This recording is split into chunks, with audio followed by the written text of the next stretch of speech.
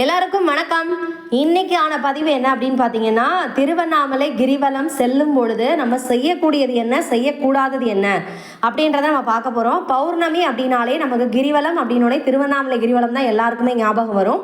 அதில் நம்ம எது செய்யலாம் செய்யக்கூடாதுன்னு தெரிஞ்சுக்கிட்டு நம்ம நல்லபடியாக நம்ம கிரிவலம் செல்லும்போது நமக்கு இறைவனுடைய அருள் பரிபூரணமாக கிடைக்கும் அப்படின்றதுக்காக தான் இந்த பதிவு. அப்புறம் இன்னொன்று என்ன அப்படின்னு பார்த்தீங்கன்னா, எந்தெந்த கிழமைகளில் நம்ம கிரிவலம் செல்லும் பொழுது என்னென்ன பலன்கள் கிடைக்கும் அப்படிங்கிறத நம்ம பார்க்க போகிறோம். அது மாதிரி பௌர்ணமிக்கு மட்டும்தான் நம்ம கிரிவலம் போகணுமா, அமாவாசைக்கு போகக்கூடாதா அப்படிங்கிறத நம்ம பார்க்கலாம். கிரிவலம்னோடனே நமக்கு திருவண்ணாமலை மட்டும்தான் நம்ம போகணுமா அப்படிங்கிற கேள்வி நிறையா பேருக்கு இருக்கும். பழனி மலை, அப்புறம் திருப்பரங்குன்ற மலை, அதாவது மலை எங்கெங்கே இருக்கோ, திருமயம், இந்த மாதிரி எந்தெந்த மலைகள்லாம் நம்ம கோவில் இருக்குதோ அந்த கோவிலை முழுமையாக சுற்றுறதுக்கு பேர் தான் கிரிவலம். கிரினா மலை, வளம்னா வளம் வருதல், சரிங்களா? அப்போது இதை நம்ம முழுமையாக சுற்றுறோம் அப்படின்றதுக்கு பேர் தான் கிரிவலம்னு சொல்லுவாங்க. நம்ம எல்லாருக்கும் தெரிஞ்சது பழக்கம் ஞாபகம் வரக்கூடியது திருவண்ணாமலை தான், சரிங்களா? வாழ்க்கையில் ஒரு முறையாவது திருவண்ணாமலை கிரிவலம் நம்மளுடைய பிறவி எடுத்ததற்காக பலனை அடையணும் அப்படின்னா திருவண்ணாமலை கிரிவலம் ஒரு தடவையாவது எல்லாருமே போயிருங்க. கண்டிப்பாக சிவபெருமானுடைய அருள் நிச்சயமாக கிடைக்கும். சரி, நம்ம இந்த வீடியோவில் பார்க்கலாம். இப்போது நம்ம கிரிவலம் போகும்போது செய்யக்கூடியது என்ன அப்படின்னு பார்க்கலாம். முதல்ல பார்த்தீங்கன்னா, நிதானமாக நடந்து செல்லணும். அதாவது ஒரு கர்ப்பிணி பெண் எவ்வளவு தூரம் மெதுவாக நடந்து செல்வாளோ, அதாவது நிறை மாத கர்ப்பிணி பெண் எப்படி நடந்து போவாளோ, அடி மீது அடி வைத்து அந்த மாதிரி, அது மாதிரி நம்ம நிதானமாக நடந்து போகணும் அப்படின்னு சொல்லிட்டு முன்னோர்கள் நமக்கு சொல்லியிருக்காங்க. வேக வேகமாக போகிறது அப்படின்றது போகக்கூடாது அப்படின்னு சொல்லியிருக்காங்க. அது மாதிரி ஃபோன் நோண்டிகிட்டே போகிறது, ஃபோனில் பாட்டு கேட்டே போகிறது, ஃபோனில் படம் பார்த்துக்கிட்டே போகிறது, அந்த மாதிரி இதெல்லாம் நம்ம தவிர்க்கணும். ஏன்னா இப்போ எல்லாம் நம்ம அப்படி தான் பண்ணிகிட்ருக்கோம் எல்லாருமே. ஆனால் சிவபெருமானோட பாடல் நாங்கள் கேட்குறோம், ஹெட்செட் மாட்டிக்கிறோம் அப்படின்னா நீங்கள் பண்ணிக்கலாம். ஆனால் படம் பார்த்துக்கிட்டு போகிறது அப்படின்றது நீங்கள் அப்படி பார்த்துட்டு போகும்பொழுது நம்மளுடைய கவனம் எல்லாமே அந்த படத்து மேலே தான் இருக்கும். நம்மளை சுற்றி என்ன இருக்குது அப்படின்றத நம்ம பார்க்க மறந்துடுவோம். அதனால் அந்த மாதிரி செய்யக்கூடாது, சரிங்களா? இறை நாமங்களை நம்ம உச்சரிச்சுக்கிட்டே போகணும். மலை வளப்பாதையில் நம்ம அஷ்டலிங்கங்களையும் நம்ம தரிசிக்கணும். அஷ்டலிங்கம் அங்கே இருக்குது சுற்றி, அதை நம்ம தரிசிக்கணும். சித்தர்களுடைய ஆசிரமங்களுக்கு சென்று நம்ம தரிசனம் பண்ணலாம் நமக்கு நேரம் இருக்குன்ற பட்சத்தில்.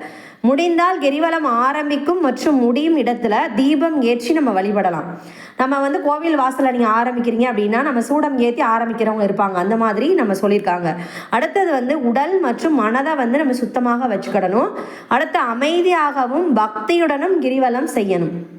பிறருக்கு இடையூறு இல்லாமல் நடந்து செல்ல வேண்டும். யாரையும் நம்ம இடிக்கக்கூடாது. கிரிவலத்தின் பொழுது அங்கங்கே உள்ள கோயில்கள் மற்றும் நந்திகளை நம்ம வணங்கலாம். இதுதான் நம்ம செய்யக்கூடியவை. அடுத்து செய்யக்கூடாதவை என்னென்ன அப்படின்னு பார்க்கலாம். மொபைலில் ஃபோன் முதல்ல படம் பார்த்துட்டு போகிறது, அப்படி இப்படின்னு பார்த்துட்டு போகிறது செய்யக்கூடாதுன்னு சொல்லியிருக்கேன். ஒன்று. ரெண்டாவது பார்த்தீங்கன்னா, வாகனங்களில் நம்ம போகக்கூடாது, நடந்து மட்டும்தான் நம்ம போகணும்.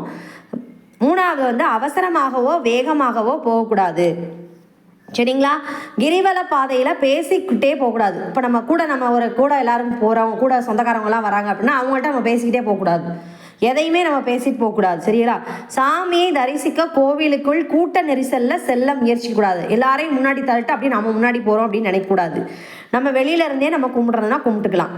கிரிவல பாதையிலேருந்து இடதுபுறமாக இருந்து வலதுபுறமாக சுற்றக்கூடாது, வலதுபுறமாக இருந்து இடதுபுறமாக சுற்றி போகணும், சரியா? இந்த வழியில் தான் நீங்கள் என்ன பண்ணணும் அப்படின்னா கிரிவல பாதையில் நம்ம செய்யணும்.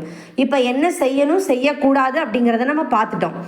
அடுத்தது பார்த்தீங்கன்னா, கிரிவலம் போகிறதுனால நமக்கு என்னென்ன பலன்கள் கிடைக்கும் அப்படிங்கிறத நமக்கு தெரியணும்ல, அதை பார்க்க போகிறோம். ஆன்மீக பலன்கள் நமக்கு கிடைக்கும். ஆன்மீக பலன்கள் என்னென்ன கிடைக்குதுன்னு பார்க்கலாம். பாவங்கள் நீங்கும். கிரிவலம் செல்வதனால முன்வினை பாவங்கள் குறையும், புண்ணியங்கள் பெருகும் அப்படிங்கிறது நம்பிக்கை. ரெண்டாவது இறைவனுடைய அருள் நமக்கு பரிபூர்ணமாக கிடைக்கும். அருணாச்சலேஸ்வரனுடைய நேரடி அருளையும் அங்கு வாழக்கூடிய சித்தர்களினுடைய அருளையும் நம்மளால் பெற முடியும். மூன்றாவது மோட்சம். கிரிவலம் முறையாக மேற்கொள்பவர்களுக்கு மோட்சம் கிட்டும் என்பது ஐதீகம். இதில் ஒரு வார்த்தை சொல்லியிருக்காங்க பாருங்க, முறையாக அப்படின்னா என்னது? நம்ம எது செய்யணும் செய்யக்கூடாதுன்னு சொல்லியிருக்கோமோ அதன்படி யார் கிரிவலம் போகிறோமோ அவங்களுக்கு தான் இது மோட்சம் அப்படிங்கிறது கிடைக்கும், சரிங்களா? அடுத்து மன அமைதி. கிரிவலம் செய்கிறதுனால நம்மளுடைய மன அழுத்தம் குறையும், கவலைகள் குறைஞ்சு மனசில் அமைதியும் நிம்மதியும் கிடைக்கும் அப்படின்னு சொல்கிறாங்க. அடுத்து ஆன்ம பலம். ஆன்மீக எண்ணங்கள் மனதில் நிறைந்து ஆன்ம பலம் நமக்கு பெருகும்.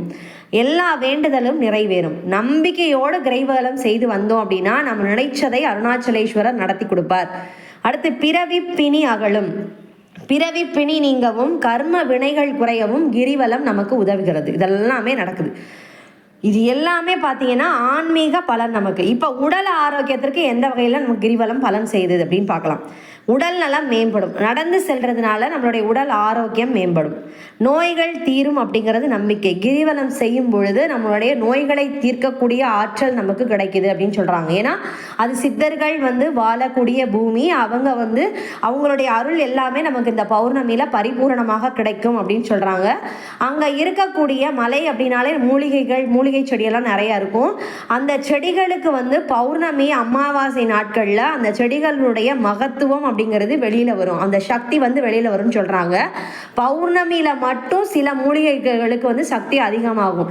அந்த ஆற்றலை நம்மளால் உணர முடியும். அப்படிங்கிறனால தான் அந்த நோய்கள் தீர்க்கும் கிரிவலம்னு சொல்கிறாங்க. சரிங்களா? அடுத்து உடல் எடை குறையும். கிரிவல பாதையில் நடக்கிறதுனால நம்மளுடைய உடல் எடை குறைய வாய்ப்பு இருக்குது. கால்களில் இரத்த ஓட்டம் சீராகும். தொடர்ந்து நடப்பதனால கால்களில் இரத்த ஓட்டம் சீராகும் அப்படின்னு சொல்கிறாங்க. அப்போ மற்ற பலன்கள்லாம் என்னென்ன அப்படின்னு பார்த்தீங்கன்னா நல்லுறவு பெருகும். கூட்டமாக நம்ம எல்லாரும் நடந்து போகும்போது ஒரு இணக்கமான உறவு ஏற்படும் சொல்கிறாங்க. மனம் விசாலமாகும். அவங்க கூட்டம் இவ்வளோ பேரை நம்ம பார்க்கும்போது நம்மளுடைய மனசு கொஞ்சம் சந்தோஷம் அடையும். சில பேருக்கு தான் கூட்டம்னா பிடிக்காது. நிறைய பேருக்கு கூட்டம் ஐயோ இவ்வளோ பேர் வந்திருக்காங்க அப்படிங்கிற அந்த ஒரு விசாலமாகும்னு சொல்கிறாங்க. இயற்கை அன்னையினுடைய அருளை பெற முடியும். இப்போ நம்ம சொன்னோம்ல அந்த செடியினுடைய அந்த அருள் நமக்கு கிடைக்கும். அது இயற்கை தானே. மலையை சுற்றி இருக்க அந்த காற்று இது எல்லாமே நமக்கு இயற்கை. அந்த இயற்கையான அருள் நமக்கு கிடைக்கும் அப்படின்னு சொல்கிறாங்க. இப்போ இதெல்லாமே நம்ம பார்த்துட்டோம். அடுத்தது என்னென்ன கிழமைகளில் நம்ம கிரிவலம் செஞ்சால் என்னென்ன பலன்கள் கிடைக்கும் அப்படிங்கிறத நம்ம பார்த்துடலாம்.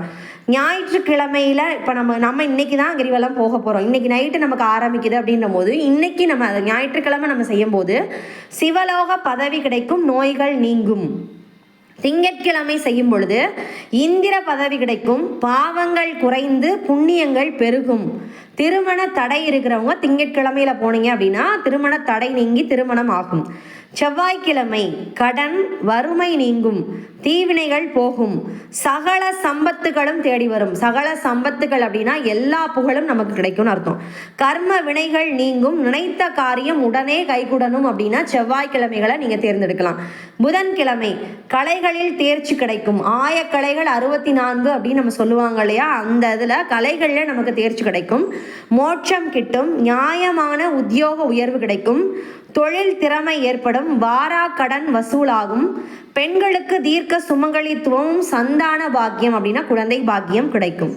வியாழக்கிழமை போகும் பொழுது குருவினுடைய கிழமை வியாழக்கிழமை அப்படின்னா நமக்கு என்ன கிடைக்கும்னா ஞானம் கிடைக்கும், குருவினுடைய அருள் கிடைக்கும், திருமண தோஷங்கள் நீங்கும், அடுத்த பிறவியில் தேவர்களுக்கும் முனிவர்களுக்கும் குருவாக விளங்கும் சிறப்பை நம்ம பெற முடியும் அப்படின்னு சொல்றாங்க.